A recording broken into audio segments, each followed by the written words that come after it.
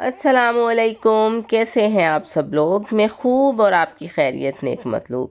अब जो ये आप वेडिंग इनविटेशन का कार्ड देख रहे हैं, तो मैं आपको किसी भी वेडिंग पे इनवाइट नहीं कर रही हूँ। मेरा केड़ा मुंडे दा वलीमा है।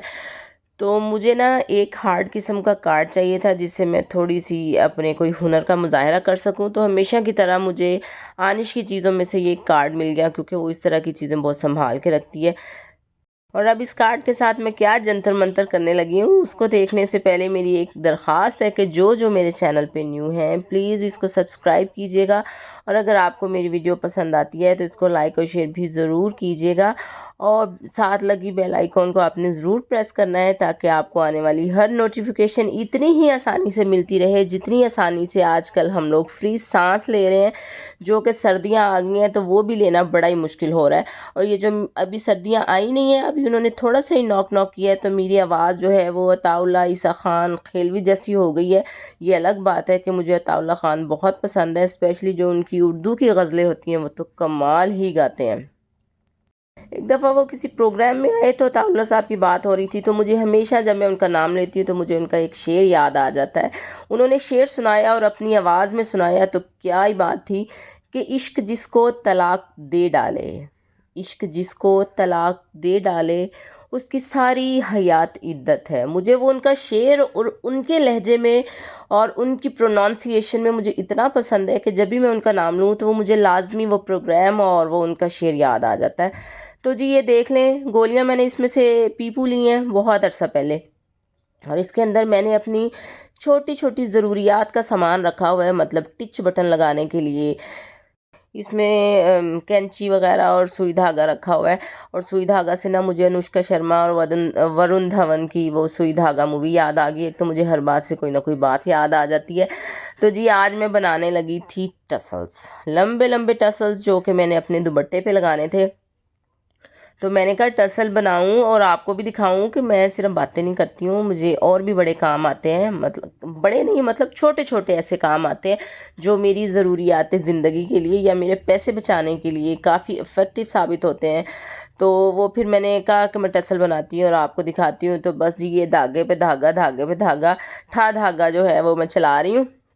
वैसे ना ये जो टसल्स हैं मैं पहली दफ़ा बना रही हूँ इतने लंबे लंबे। एक दफ़ा मैंने छोटे छोटे बना के अपनी शर्ट पे लगाए थे। तो हालांकि यूट्यूब पे अब हर किस्म की वीडियोस जो हैं वो अवेलेबल होती हैं आपको गाइड करने के लिए कि आप देखें और आप उससे सीख लें। अगर मैं सीख लेती या देख लेती तो ज़्यादा अच्छा होता, हो सकता है इससे कोई ज़्यादा इजी तरीका मुझे मिल जाता। लेकिन नहीं जी, मुझे वो जो होते हैं ना खुद साख्ता किस्म के साइंसदान होते हैं, वो मुझे बनने का बड़ा ही हमेशा शौक़ रहता है। मुझे ये होता है कि मैं खुद से कोई चीज़ बनाऊँ, मुझे देखनी ना पड़े, ताकि मुझे ना एक सेल्फ सेटिस्फेक्शन होती है कि ये ना मैंने देख के नहीं चीज़ बनाई है, ये खुद मुझे बनानी आ गई है। तो ये मैं बस जब टसल्स को देखती हूँ या कोई भी चीज़ देखती हूँ तो उससे मैं जल्दी पिक कर लेती हूँ। कोई भी मतलब जो काम होता है तो फिर वो मैं देखे बगैर ही बना लेती हूँ। ये अलग बात है, कभी वो सही हो जाता है मेरे से और कभी गलत हो जाता है, लेकिन हो जाता है। एक दो दफ़ा आपसे काम गलत होता है, लेकिन उसके बाद आप सही करना सीख जाते हैं। तो इसीलिए तो इंग्लिश में कहते हैं प्रैक्टिस मेक्स मैन परफेक्ट। सिर्फ मैंस को परफेक्ट नहीं बनाती है, वुमेन्स को भी जो प्रैक्टिस होती है वो परफेक्ट बना देती है। तो जी ये मैंने ये देखें अब वो लगाई ना गिरा, तो ये जो रेशमी धागा होता है ना, इसकी गिरा बिल्कुल ठीक नहीं लगती है कई दफ़ा ना, और कई दफ़ा सही लग जाती है। तो वो ना धागा बस वो थोड़ा सा ढीला रह गया, और धागे से फिर मुझे एक शेर याद आ गया अयूब खावर साहब का। जब भी मैं इस तरह के धागे देखती हूँ ना उलझे हुए, तो मुझे उनका वो शेर याद आ जाता है कि वो एक दफ़ा ना रेशम जो है हमारी फिल्म एक्ट्रेस, वो एक दफ़ा बहुत अरसा पहले पीटीवी का एक प्रोग्राम होता था जब मैं छोटी होती थी, तो वो किसी प्रोग्राम में आई थी, तो उन्होंने ना ये शेर सुनाया था। इतनी भी खैर मैं छोटी नहीं थी, वैसे मैं एक बात कह रही हूँ कि मैं ज़रा छोटी थी। तो वो भी शेर मुझे बड़ा पसंद है। वो कहते हैं कि हाथ उलझे हुए रेशम में फंसा बैठे हैं, हाथ उलझे हुए रेशम में फंसा बैठे हैं, अब बता कौन से धागे को जुदा किससे करें। तो ये मेरे जो धागे उलझे हुए थे, मैंने तो वैसे उनको एक दूसरे से अलहदा कर दिया है, और जो ये मेरे टसल्स हैं वो हो गए हैं रेडी। और ये जो आप अंगूठी देख रहे हैं ना, रिंग, ये मेरी रिंग नहीं है। ये जो बैक साइड पे मोबाइल के लगा होता है ना, उसको पता नहीं क्या कहते हैं, इस टाइम मेरे ज़हन में नहीं आ रहा है। तो वो ना उसके साथ लगा हुआ था तो वो उतर गया। तो मैंने कहा मैं किसी चीज़ के साथ उसको जोड़ती हूँ। तो ये आनिश उसको लेके बैठी हुई थी कि मम्मा गुम हो ना जाए, तो वो इस वजह से वो सामने दिखा रही थी। और जी ये आ गया मेरा दुपट्टा। ये मेरा बड़ा ही खूबसूरत दुपट्टा है, बकौल मेरे। मुझे ये दुपट्टा बड़ा ही पसंद था। ये एक ना दुपट्टों का ब्रांड था ये 2 साल पहले, मैंने वहाँ से मंगवाया था। अब अल्लाह की कसम मुझे वो दुपट्टों का ब्रांड का नाम ही भूल गया, मीन्स इस टाइम मुझे याद ही नहीं आ रहा। वैसे मैंने पहले भी वॉइस ओवर से पहले भी याद करने की कोशिश की कि क्या नाम था। वो बड़ा वेल नोन सा ब्रांड है, लेकिन मेरे जहन में ही नहीं आया। पता नहीं मेरा दिमाग क्यों इस किस्म का हो गया, मैं इसीलिए ख़ुद को लेडी गजनी कहती हूँ। बहरहाल नहीं भी याद आया तो आपने कौन सा उधर से मंगाना था। तो वो ये ना दुपट्टा बड़ा प्यारा है। इस तरह के 2-3 और दुपट्टे थे ना उस ब्रांड पे जब मैंने ये मंगवाया, तो फिर मेरे से डिसाइड नहीं हो रहा था कि मैं कौन सा मंगवाऊँ। तो फिर इतनी तगो-दो के बाद मैंने ये डिसाइड किया कि मैं ये वाला दुपट्टा मंगवा लेती हूँ, क्योंकि इसका डिज़ाइन ऐसा था कि इसको आप कहीं भी यूटिलाइज़ कर सकते थे, मीन्स कि अपनी शर्ट पे, अपनी ट्राउज़र पे, कहीं भी। तो ये जो टसल्स थे वो मैंने बना लिए थे, और फिर मैंने साथ 2-2 मोती जो थे उसके साथ इनको चारों कोनों पे ना, जो इसके चारों कॉर्नर्स हैं उन पे मैंने इसको लगा दिया था, क्योंकि ज़्यादा टसल बनाने में ज़्यादा धागा लगता है, और ज़्यादा धागा लगने के चक्कर में ज़्यादा पैसे खर्च होते, और जहाँ ज़्यादा पैसे खर्च होते हैं वहाँ पे जो मेरी कांपे हैं वो टांग जाती हैं। तो इस वजह से मैंने सोचा कि इतनी मेहनत करूँ, अपना इतना सर खपाऊँ, बस कोने ठीक है।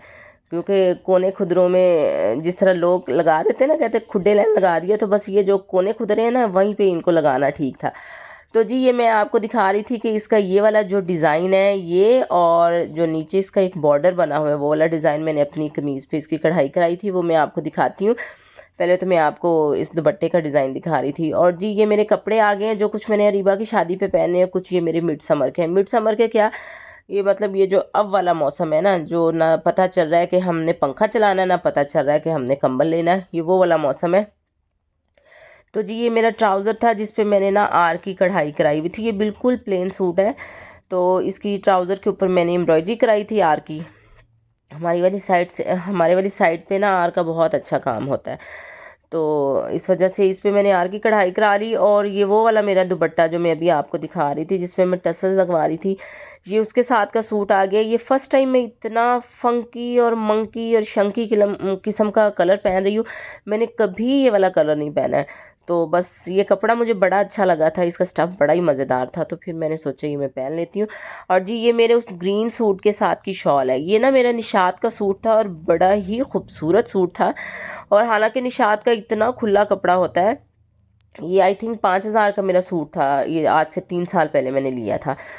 तो ये जब मैंने दर्जन को दिया, उसने पता नहीं किस तरह सूट सिया कि मेरा सूट इतना तलंगा सी दिया, पंजाबी में उसको कहते हैं ऊंचा तलंगा सी दिए, कि वो मेरे घुटनों से बहुत ऊपर था। और मैं इतने ऊंचे जो कपड़े हैं कभी फैशन हो मैं तब भी नहीं पहनती हूँ, क्योंकि मैं औरत हूँ, कोई भेड़ बकरी नहीं हूँ कि जो फैशन होता है उसके पीछे लग जाऊँ। क्योंकि जो भेड़ें होती हैं ना वो एक दूसरे के पीछे, एक भेड़ कहीं जा रही होती है ना, बाकी भेड़ें उसके पीछे लग जाती हैं। तो मैं कपड़ा हमेशा अपने हिसाब से पहनती हूँ, चाहे फैशन हो चाहे ना हो, जो मेरी पर्सनैलिटी पे सूट करता है या जिसमें मैं कंफर्टेबल होती हूँ मैं कपड़ा उसी तरह ही पहनती हूँ। इसलिए मैं बहुत सिंपल कपड़े पहनती हूँ।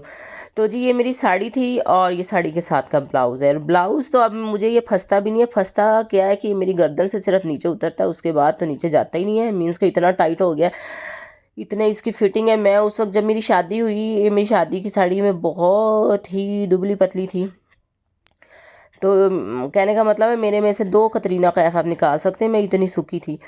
अभी खैर मैं इतनी ज़्यादा मोटी नहीं हूँ, लेकिन बहरहाल ये अब मुझे बिल्कुल ब्लाउज़ नहीं आता, और इतना छोटा दर्जी ने ब्लाउज़ सी दिया। ये अलग बात है कि मुझे ना शादी से पहले मैं बड़ी फ़िल्मी सी थी, और मुझे इस तरह के ब्लाउज़ अच्छे लगते थे जिसमें थोड़े से झलक दिखला जा वाली फीलिंग आए। ये अलग बात है कि मैं पहन के भी लिपटी लिपटाई रहती थी कि कोई देख ना ले, कोई देख ना ले, मुझे डांट ना पड़ जाए। तो ये वो मेरी ब्लाउज़ था, और ये मेरी साड़ी है। इसके ऊपर भी थोड़ा थोड़ा सा ना अड्डे का काम हुआ हुआ है, तो ये बड़ा ही खूबसूरत था। तो मैंने सोचा कि साड़ी के साथ मैं और ब्लाउज़ कोई बनवा लेती हूँ रिबा की शादी के लिए। और जो वो ब्लाउज़ था उसके ऊपर उसके नीचे मैं रुशाने की मैक्सी सिलवा देती हूँ, तो इसलिए वो मैंने कपड़े निकाले हुए थे। तो मैंने कहा कि ये जो कपड़े हैं वो मैं दर्जन को या दर्जी को अपना ब्लाउज़ और दर्जन को वो दे आऊँ। वो निकाले थे, तो वो मैंने कहा मैं आपको ये भी साथ दिखा देती हूँ। और जी ये जो उस दिन मैंने कीमा बनाया था ना, ये वो वाला कीमा है, उसको मैं पका रही थी।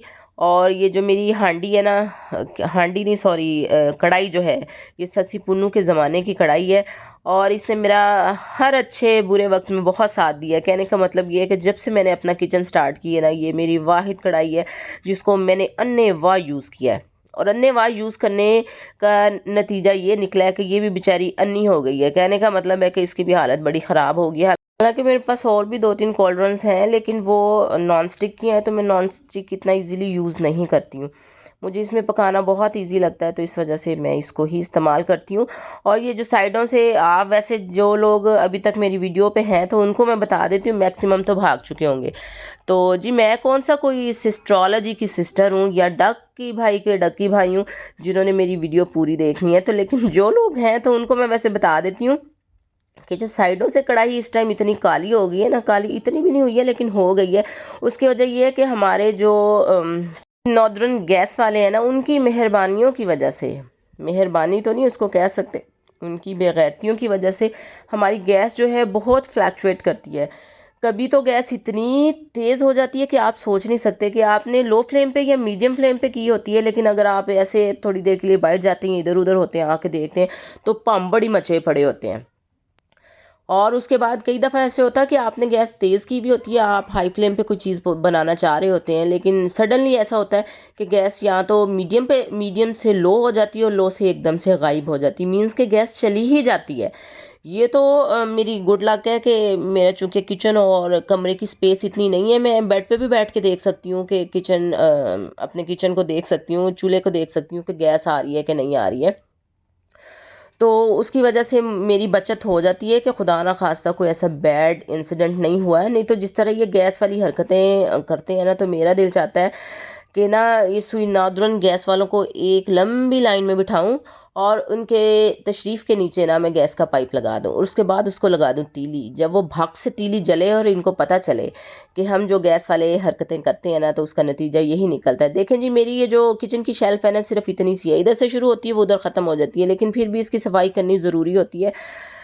सफाई तो कहते हैं निस्फ़ ईमान है, लेकिन जहाँ पे चीज़ें ज़्यादा होती हैं और जगह कम होती है, तो वहाँ आप जितनी मर्ज़ी सफाई कर लें, वहाँ पे मेस जो है वो क्रिएट हुआ ही रहता है। मतलब वो गंद पड़ा ही रहता है, तो फिर जब पड़ा रहता है तो फिर अब उसके लिए मैं कितना का खपा करूँ। इसलिए मेरी वीडियोस में आपको बहुत सारी चीज़ें जो होती हैं इर्द गिर्द बहुत मैसी नज़र आती हैं, क्योंकि चीज़ें ज़्यादा होती हैं और किसी ना किसी तरीके से मुझे उनको मैनेज करना होता है। तो मैनेजमेंट जो होती है वो ना वक्त और हालात और आपकी स्पेस के हिसाब से होती है, तो फिर वो उस हिसाब से मैनेज हो नहीं पाता है मेरे से काम। तो फिर मैं कहती हूँ कि अब मैं वीडियो बनाने के लिए कितना का खपूँ, तो बस फिर मैं वैसे ही सामने आ जाती हूँ। हालाँकि मुदस्सिर साहब मेरी बहुत सारी चीज़ों में से नुक्स निकालते हैं, आपने ऐसे नहीं किया, वैसे नहीं किया। जो अच्छे नाकिद होते हैं ना, उनकी बात को जो है फॉलो करना चाहिए और अपने आप में थोड़ी सी इम्प्रूवमेंट लाने की कोशिश करनी चाहिए। लेकिन उनकी बातों पे तो अक्सर वैसे मुझे गुस्सा ही आ जाता है। मैं कहती हूँ हर टाइम आप मेरी ना चीज़ों में से, मेरी वीडियोस में से नुक्स निकालते रहते हैं। तो बहरहाल ये जो कीमा था, मैंने इसके अंदर इसको भून-छून के पानी डाल दिया था। मुझे ना थोड़ा-सा ग्रेवी वाला कीमा चाहिए था, बिल्कुल ड्राई नहीं चाहिए था। तो मुझे ना थोड़ा-सा ग्रेवी वाला कीमा ज़्यादा मज़ेदार लगता है। तो अब ये जो मेरा कीमा था ये रेडी हो गया था और मैंने इसके ऊपर सूखा धनिया जो था वो मैंने डाल दिया। मुझे एकदम से याद नहीं आ रहा था कि मैंने इसके ऊपर क्या डाला है। तो याद आया कि हाँ है, मैंने तो सूखा धनिया डाला था। तो वो सूखा धनिया कहने में मैंने, मुझे लगता है, कुछ सेकंड्स ले लिए हैं। तो जी, ये मेरा कीमा हो गया था रेडी और साथ में बना रही थी पराठे। और पराठे ना कीमे के साथ मैं वो बलदार, वो दूसरी तरह के, वो जो अच्छे वाले पराठे जिसको हम पराठा कहते हैं, वो नहीं बना रही थी। आज मैं सीधी रोटी बना के ना, तो उसके ऊपर बच्चों को ऑयल लगा लगा के दे रही थी। और ये जो टेढ़ा मेढ़ा विंगा टेढ़ा पराठा है ना, इसमें मेरा कोई कसूर नहीं है, क्योंकि मेरा पराठा माशाल्लाह से अल्हम्दुलिल्लाह से गोल ही होता है। ये ना आनिश, जब मैं किचन में कुछ बना रही होती हूँ, खड़ी होती हूँ, तो वो लाजमी मेरे पास आती है और वो कहती है कि ना पेड़ा मैंने बनाना है, या मुझे छोटी रोटी बना के दें, या मैंने अपनी रोटी का, अपने पराठे का पेड़ा बनाना है। तो ये पेड़ा फिर उसने बनाया था और उसके पेड़ा बनाने के चक्कर में पराठा जो था वो इस तरह बन गया, क्योंकि पेड़ा अच्छा ना हो तो फिर पराठा अच्छा नहीं बनता है। और जी, ये मंडी से मेरी वेजिटेबल्स आई थी, भाई गया था मंडी चीज़ें लेने के लिए, तो यहाँ वहाँ से वेजिटेबल्स वगैरह ले आया। ये कुछ खीरे थे, प्याज थे, टमाटर, हरी मिर्चें और आलू थे।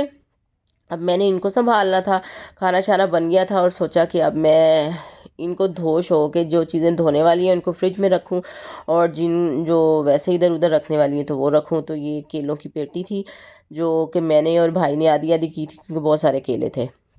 और जी आनिश आ गई है और मेरा किचन का काम कंप्लीट हो गया था, लेकिन वो चाह रही थी कि वो ना शेफ़ बन के दिखाए कि मैं भी शेफ़ हूँ, और उसने एप्रन पहनना था। और जी ये छोटे छोटे चिद्दी प्याज आ गए, चिद्दी क्या है, इसे बंटी प्याज कह सकते, बंटी और बबली की तरह। मैंने उसको डरा के भेजा था कि जो महंगी चीज़ हुई ना वो नहीं लेके आनी, तो वो मेरे से डरता बेचारा सस्ते के चक्कर में छोटे प्याज उठा लाया। अब मैं जब प्याज काटने बैठा करूँगी तो मुझे लगता है कि सारा दिन मेरा प्याज काटने में लग जाएगा। चलें खैर, ये नीचे मौसमी भी नज़र आ रहे हैं आपको छोटे छोटे, ये भी बड़े मज़ेदार लगते हैं सर्दियों में ठंडे ठंडे। और जी मैंने आपको आज ना बड़ी लंबी बातें सुनाई और बहुत सारा कुछ दिखा दिया, तो इसी चीज़ के साथ अब मैं आप लोगों से चाहूँगी इजाज़त। अपना ख्याल रखिएगा, तो हमें याद रखिएगा। मिलते हैं फिर किसी और वीडियो में, बशर्ते ज़िंदगी। तब तक के लिए अल्लाह हाफिज़।